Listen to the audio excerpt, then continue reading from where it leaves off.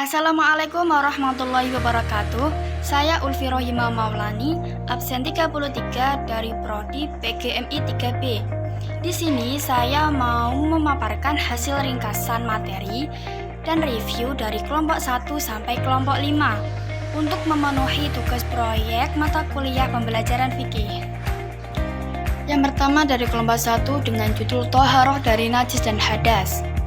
Pembelajaran Toharoh di Madrasah Ibtidaiyah memiliki peran krusial dalam menanamkan nilai-nilai kebersihan dan kesucian dalam ajaran Islam kepada anak-anak. Toharoh berarti bersuci, mencakup pengertian luas termasuk bersuci dari najis dan hadas. Najis merujuk pada segala sesuatu yang dianggap kotor dan dapat membatalkan kesucian. Sementara hadas yang terdiri dari hadas kecil dan besar merujuk pada keadaan tidak suci yang disebabkan oleh aktivitas tertentu, seperti buang air atau bersetubuh. Memahami dua konsep ini sangat penting agar siswa dapat mengetahui cara yang benar untuk menjaga kesucian diri.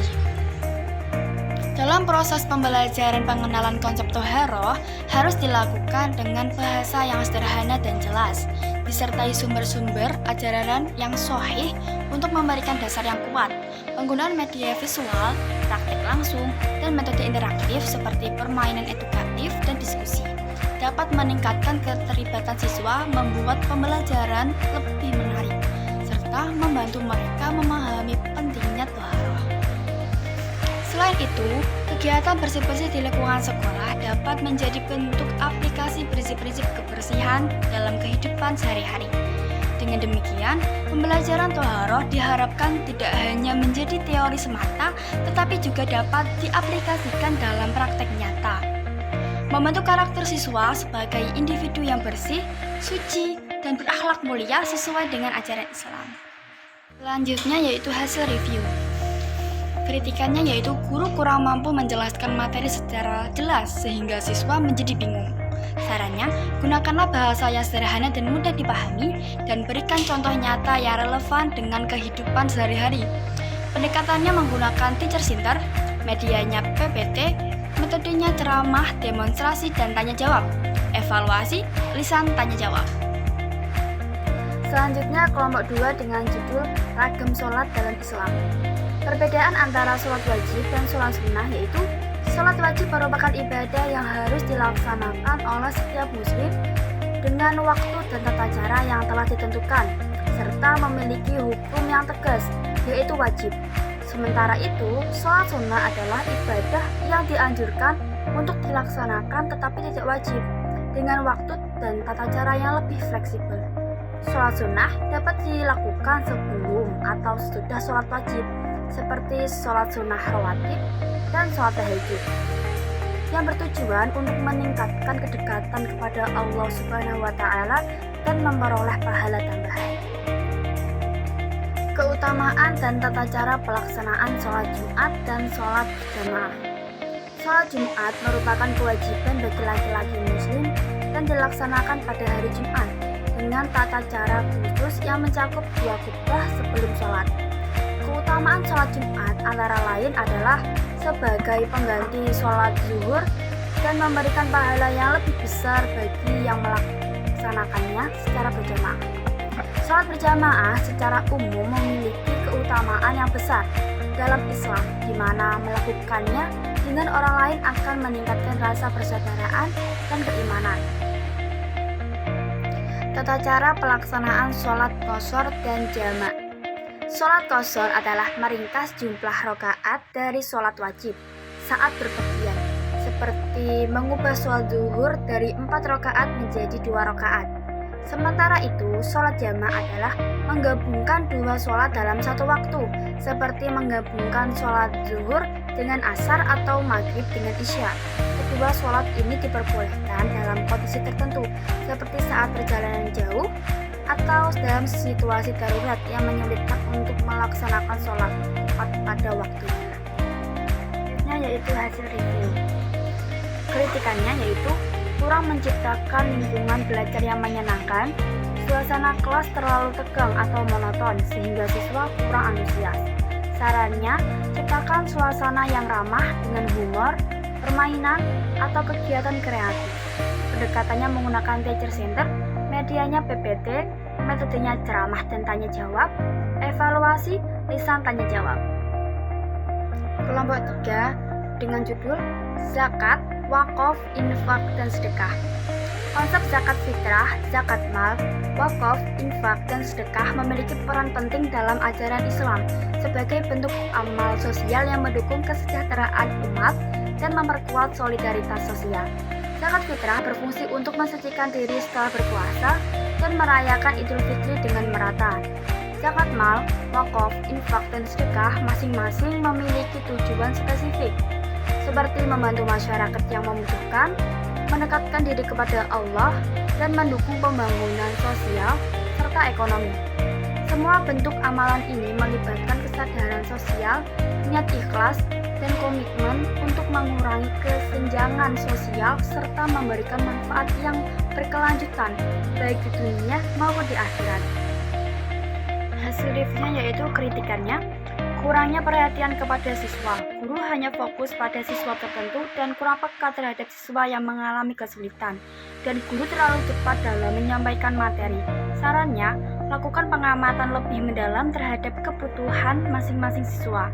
Terapkan pendekatan individual untuk membantu mereka dan pantau respon siswa selama pembelajaran.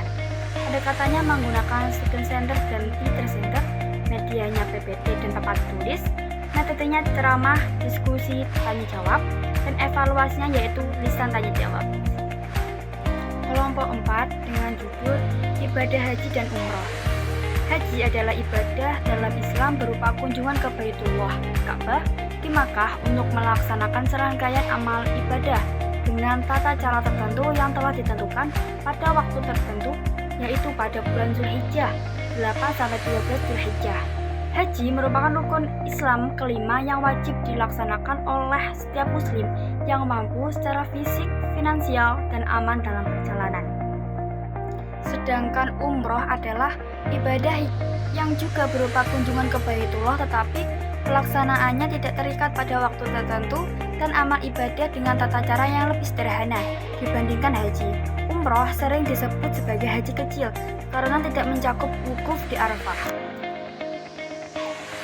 Hasil review, kritikannya, guru tidak memberikan motivasi atau dukungan emosional kepada siswa. Sarannya, berikan penghargaan atas usaha siswa, bukan hanya hasilnya. Gunakan kata-kata positif yang dapat memotivasi mereka untuk terus belajar. Pendekatannya menggunakan student center, media gambar, metodenya ceramah, evaluasi, lisan tanya jawab. Kelompok 5 dengan judul Akikoh, Kurban, dan Puasa. Dalam Islam terdapat beberapa ibadah yang memiliki keutamaan dan manfaat seperti akikoh, kurban, dan puasa.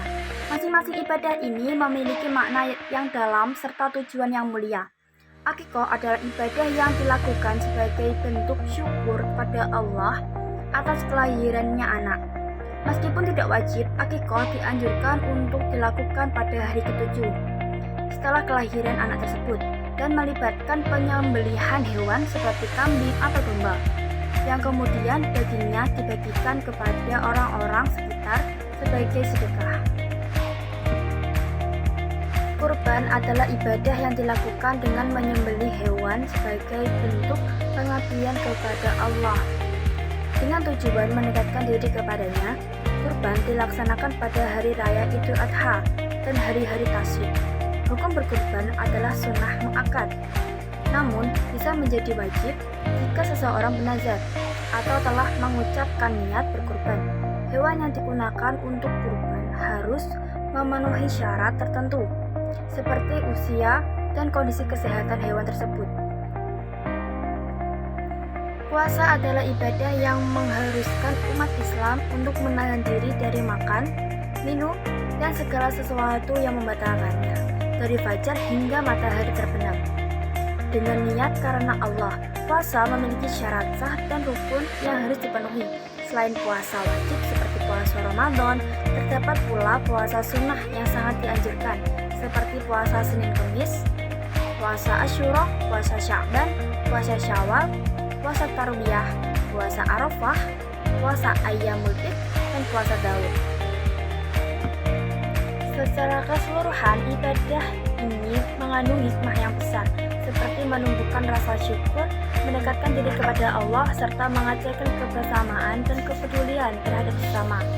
Dengan melaksanakannya, ibadah-ibadah tersebut, umat Islam diharapkan dapat memperoleh keberkahan, pengampunan dosa, dan kedekatan dengan Sang Pencipta. Hasil reviewnya, kritik, pengelolaan kelas yang kurang efektif, guru kesulitan mengelola kelas dan terlalu lembek sehingga suasana kelas menjadi gaduh atau tidak kondusif. Sarannya, terapkan aturan kelas yang jelas sejak awal dan terapkan disiplin yang seimbang dengan pendekatan yang humanis. Pendekatannya menggunakan teacher center dan student center, medianya PPT dan video, metodenya ceramah dan tanya jawab, evaluasinya lisan tanya jawab. Hanya itu yang dapat saya sampaikan, kurang lebihnya saya mohon maaf. Wassalamualaikum warahmatullahi wabarakatuh.